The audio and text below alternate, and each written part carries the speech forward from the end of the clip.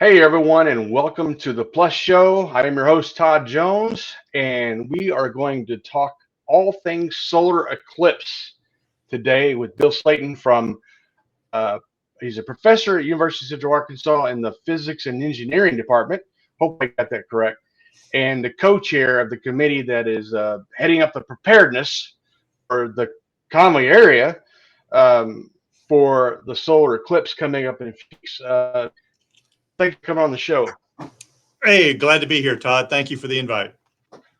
How did it come about that you and the committee like came together to do this? I guess it's preparedness for UCA. So this really began for me back in 2017. We had a total solar eclipse that swept across the United States, and a student and I were working on a project, and we drove up to Missouri, and we were flying student-built high altitude payloads to collect data during that total solar eclipse. The student and I had built many of these payloads across and shipped them off to be flown by ballooning teams across the country. And we went up to Missouri, and that was my first time seeing totality.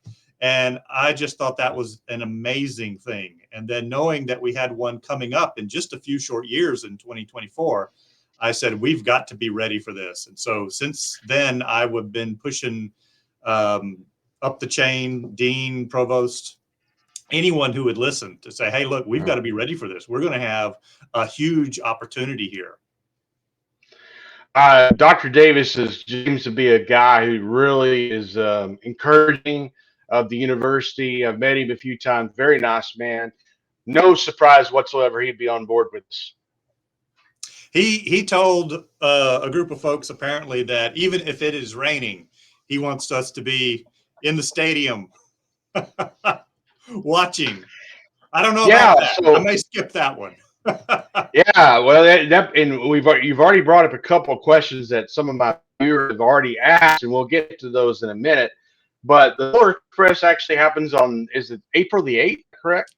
Monday, April the 8th. Right. And so my understanding there's like a window where it starts as a partial eclipse before it ends as a partial eclipse. It's like 11 to 1-ish, 2 o'clock, something like that. Is that correct? That's right. So basically, the partial eclipse is going to be starting around 12:30 in the afternoon.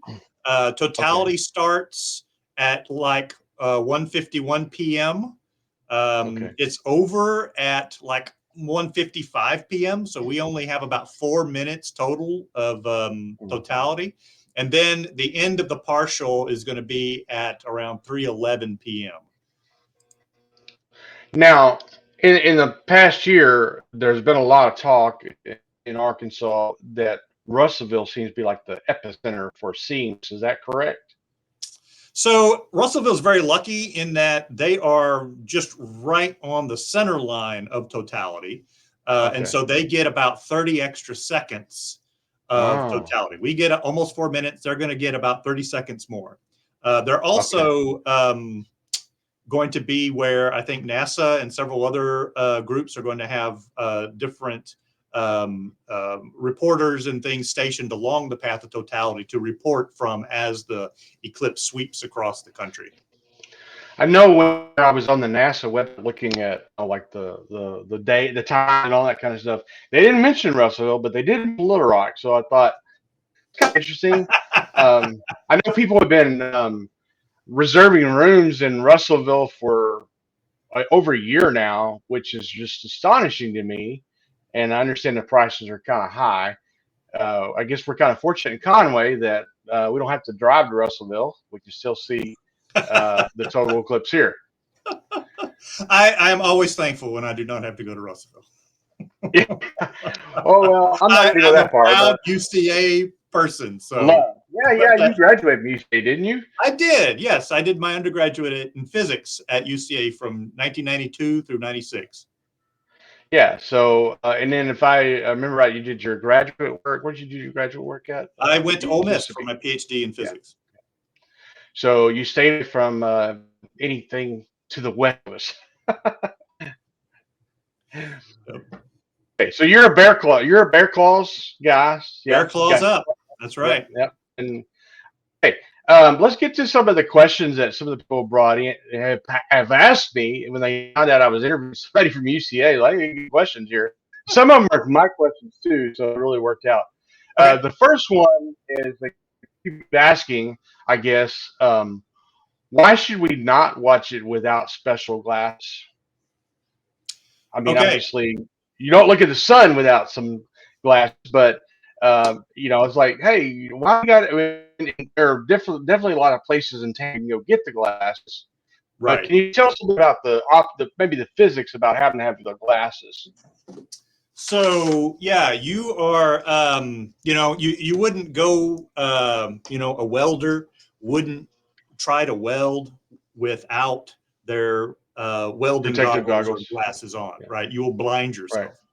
The sun is so incredibly bright Yeah. that it Yeah. would be, after a while, physically painful and then damaging to your eyes, permanently damaging.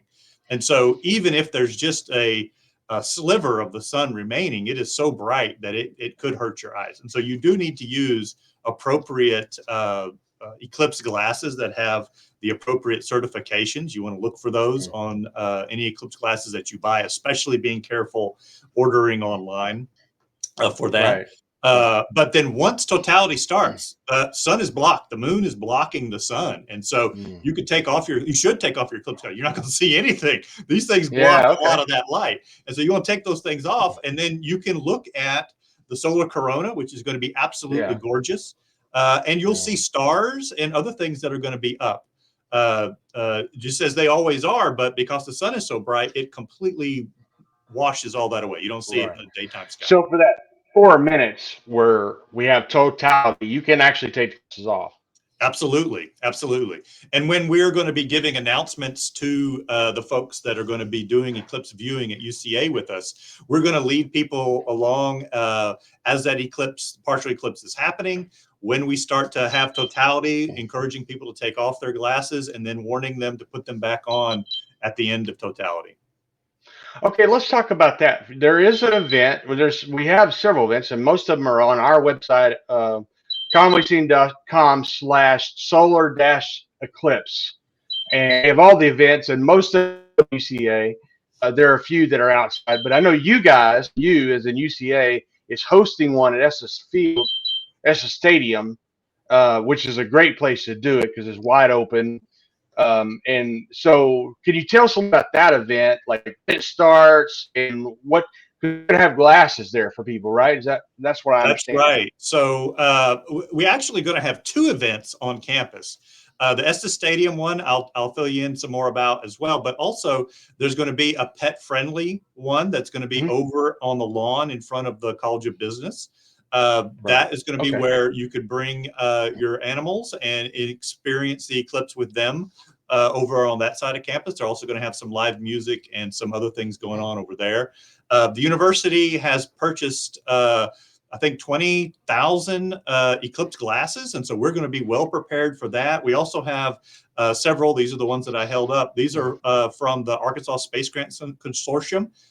They are funded through NASA. And so they made sure that all of the campuses in the state also had about 20 to 25,000 eclipse glasses. So we're going to be well prepared for our folks as well as the locals that are going to be coming in to be able to get safe goggles, safe eclipse glasses.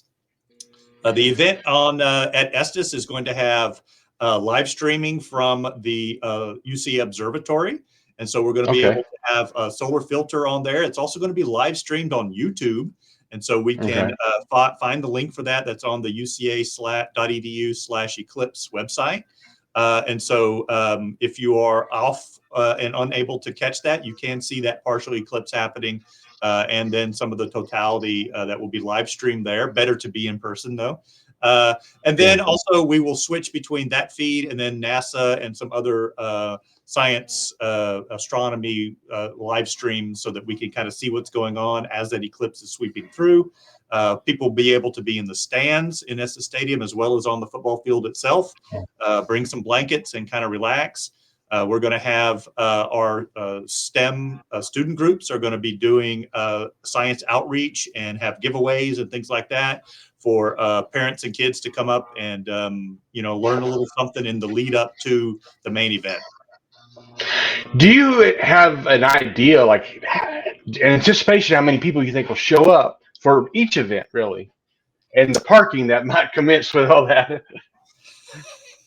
No, so it's a big unknown, and it's really going to be an unknown until we see what the weather's going to be like that week out, and then the few days, forecasts. If it's going to be clear, then yeah, we're looking at probably a lot of people showing up. You can find websites that talk about, kind of what the estimated number of people coming into the state could be. And some of those numbers are wildly inflated, I think. But I think, if we have good weather, we could see a lot of people show up. UCA being right on I-40, that's a big thoroughfare. And so you're going to have a lot of folks that could arrive. And I think you kind of need to prepare for this, just as we're used to having, severe weather, and need to be sure that you've got, some extra staples just in case. You might be stuck for a little while until traffic dies down and you could get back home. Yeah, that was one of the questions people brought up. It's like, tips for navigating traffic and that kind of thing. And I don't really know the answer. I don't know that you know the answer. But one of the things that did come up was the weather. So what happens if it's cloudy or we have rain that day, or do we just blame the meteorologist for not giving us the well, or I mean, it's early April in Arkansas. Yeah. And what likely happens? I mean, if you can look at some historical data, and there have been some maps and things that have made for this, it's going to be about 50% chances of it being overcast. Okay. That being said, it gets worse the farther up into the northeast you go. So the chances of it being overcast are worse that way. And it stays about 50% until you start to get 60-ish% deep down into Texas. And you have to get down into Mexico, deep into Mexico, before you get up fairly high percentages of it being clear. And so your best shot is probably going to be Arkansas or Texas. And you're just going to have to roll the dice and hope that you get clear skies. So if you are the praying sort, please send up some prayers for clear skies on April the 8th, at least for 4 minutes in the afternoon. Yeah, middle of the day. Yeah, and obviously you don't know how many people are going to come into town and how that's going to affect traffic. I know some people are going to want to stay home and watch the eclipse. Do you have any tips for people who are going to stay home and watch the eclipse? And another question somebody asked is, if you are staying home, where do I look in the sky? What direction do I look to find this thing? So basically, where the sun is going to be at on April the 8th from now is about the same spot. So if you go out in your backyard in the coming days, this afternoon looks like it's going to be a nice clear day today. Look in the sky for about where is the sun around 2 o'clock-ish. And that's where it's going to be on April the 8th. Yeah, close enough. And so you want to be sure that you don't have any trees that are going to be in the way there, or you can get to a spot in the yard. Of course, also, the leaves are going to be budding out more, and so there might be more coverage. So you might want to be aware of that. But plan for just go out in the afternoon and take a look and see, well, where is the sun right now? And that's where it's basically going to be in a month, 3 weeks, actually. I will say this about Conway. Yeah, so there are a lot of trees. There's also a lot of places with open air. So if you can't, yard, appropriate for that, Veterans Memorial Yes. down there off of Prince Street would be a great place. Yep. Even Sign Park downtown, I think a photographer's going to be down there with a telescope and letting people look through the telescope. There are a number of places in the area where you could go. There's a clearing to look at this, and I know it's going to probably. I personally am really interested in going to Estes Stadium and being a part of that, but I understand that there's going to be traffic and lots of people, and you kind of want to. I mean, I would think that it would be a good idea to experience it with somebody, not by yourself. I would definitely encourage you with friends and family. You know, I can understand that if it's during a work day, you know, the schools are out, and so maybe you have to take care of kids as well, and just kind of hunkering down at home. That's perfectly fine. You definitely don't want to miss it for sure, Right. but be watching for, you know, parks, parking lots, places like that where you got a Yeah. nice clear open sky. Yeah. But go out and be sure that, okay, I have an idea about where in the sky this thing is going to be, so that you're not, you know, oh shoot, this tree is blocking the way, or oh, the house is blocking Yeah. the view. So do a little preparation of your own That's as a right. science consumer. Somebody asked this question, and I think a good question to ask, and it may not apply so much to the visually as well as to the scientists, but what will we learn from the solar eclipse? What are we expecting to learn? So there's for us personally, I'm not sure that there's any uh, research that we're doing at UCA that would be interested in, you know, what we could pick out. There are scientists and astronomers that study that solar corona, that atmosphere of the sun, and during a total solar eclipse is the only time when you can actually see that thing. That's not Oh, washed out by the sun itself. And so this is their prime time to take data and to observe that atmosphere of the sun itself. Historically, it was also a total solar eclipse is when Einstein's theory of relativity was confirmed. Um, as the light from stars that were passing close to the edge of the sun, they could see how the light was shifted due to the sun's gravity. And it was predicted by Einstein and then measured, and it was in agreement. And so that was one of the main things that supported Einstein's theory of relativity. Speaking of that, there's a book that author in Little Rock has written about the total solar eclipse and Einstein's theory of relativity that UCA has purchased several hundred copies of, that we're going to be giving out to parents and kids on the day of the eclipse. So we're going to have the author on campus. She's going to be doing oh several wow. different book readings. If you go to the uca.edu/eclipse website, there is a link there for you to see more about that. So definitely come out, get a book, learn more about the total solar eclipse that way. Well, that's cool that she's actually come to UCA and not any other school in the area. So kudos to you for getting her. I'm assuming NASA will be looking at this and studying. I'm sure they're looking for certain things. Probably has to do with sun, like you were talking about. Right. Right. Yeah. Um, I'm actually, my background is in acoustics and sound and vibration. And so I'm just an enthusiast. It was so cool in 2017. I'm like, oh, we have to be sure we do something when 2024 rolls around.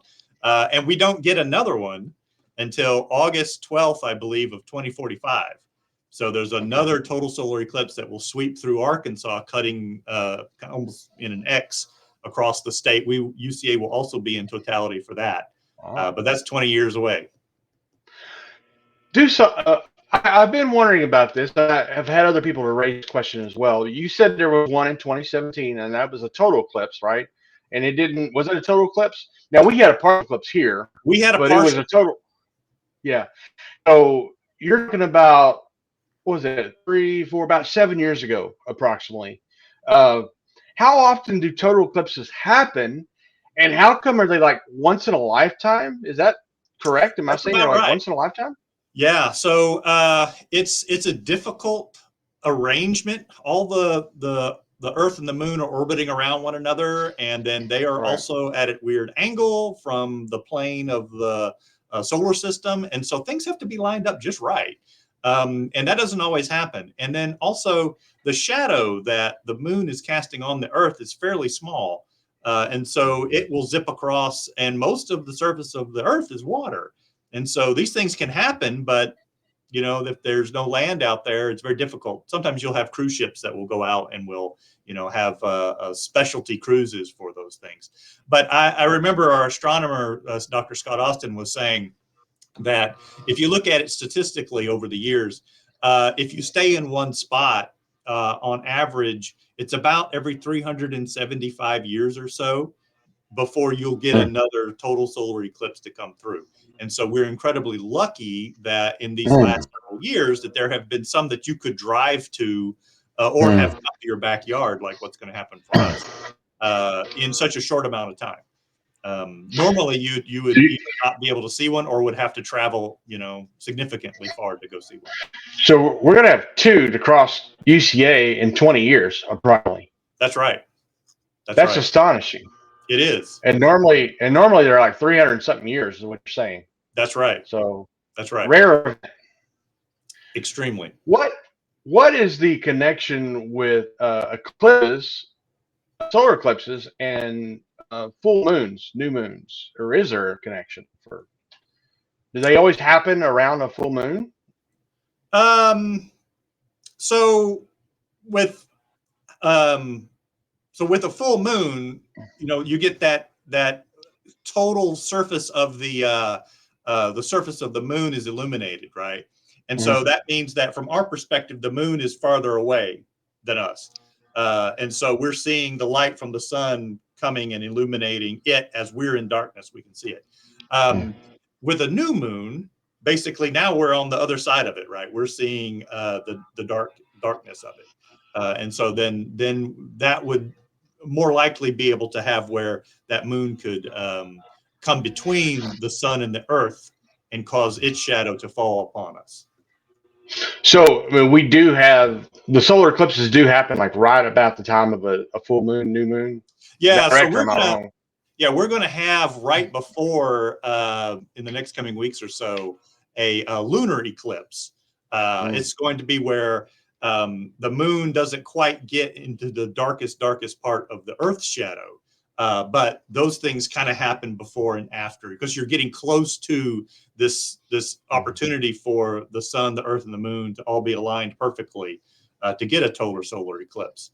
And so you'll capture a little bit on each side when the moon is. So those things all happen relatively in the same period because of the position of right the moon and that kind of thing. Okay. Yeah. Okay. I made a little demo here. I don't know if I could get it all on the screen. Let's see how we're gonna do this. So if you've got anybody at home, you mentioned that there were some homeschoolers, maybe some teachers, some kids that might be watching. This is a little demo that you could put together to kind of illustrate the dimensions of things in the solar system. And so this ball right here is a 1-inch diameter, like styrofoam ball you could get from Hobby Lobby or from Michael's. And so if we say that the diameter of the Earth is 1 inch, then the diameter of the moon is a 1/4 inch. And so you could go get a small 1/4 inch diameter styrofoam ball, mount those on toothpicks on a yardstick, and separate them by 30 inches. Okay. So that's the scale distance between the Earth and the moon. So everything on this stick now is scale. And so you can see, not very well because I'm confused here. I'm trying to line up things a little bit. That things are very far away. And the sun is like way far that way. And so for this to all get lined up just right is very difficult to get that shadow of the moon to fall across the surface of the Earth. This is a cool demo to take out on a sunny day, and you actually use the sun as the light source and cast the shadow of the moon, aim this thing back at the sun, cast the shadow of the moon onto the surface of the ball there, that's the Earth, and you can see, oh, wow, that is hard to get that lined up just right. That's why it doesn't occur very often. That would be cool. On your the Solar Express page at UCA, do you have like some resources how people, parents can do that? We don't have any resources for that particular demo, but on the Eclipse website, there are resources to go out and hit NASA and several other sites that have more information about eclipses. Cool. Important. Let me see what else. Yeah, we kind of discussed why solar eclipses are more common. You just kind of went over that, and then we talked about the possibility of a cloudy day, and do we need to worry about a jinx if it being bad. So you're saying pay attention to your meteorologists, and I know they're all on top of this. I've heard them all mention it. Um, and then you guys, UCA has got the big event, the two events. They're on the same day. The one that's patently at the lawn of the business school, and then the other one at Estes Stadium. So if you ever wanted to run around in Estes Field, Estes Stadium, get a chance to do that and look at a very rare event. Yep. Anything else we should know? So yeah, two things I'm going to share with you. We're going to have food trucks and vendors that are going to be on Bruce Street, and so think of it more like a tailgating kind of event. And so there'll be lots of fun, family-friendly things going on all over campus. That's going to be a neat thing. Todd, you're kind of a techie guy too, right? A little bit. Little bit. So this is a project that I've been working on with the Arkansas Department of Education. And so what we did with them is we designed and built some little data loggers. This is just the sensor circuit board. But we have built 250 of these. We're using the Raspberry Pi Pico as our data logger. And so we've trained the teachers in how to program these so that they're going to put these data loggers out all over the state. They've been working with the co-ops to get these out all over the state.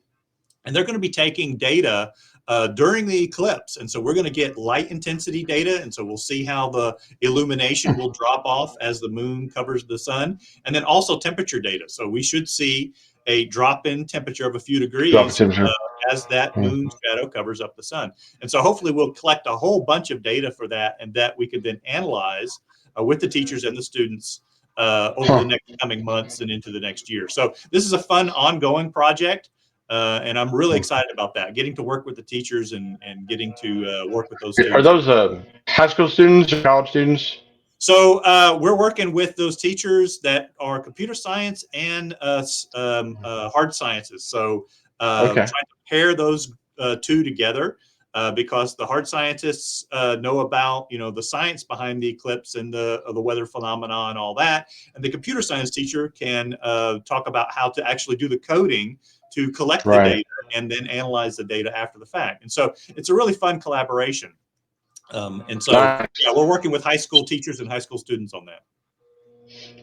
Fantastic. Or is there going to be like a summary of the things they learned published somewhere? Or I am hopeful that we will be able to write up a report and hopefully get that published with the teachers. That would be my ideal goal.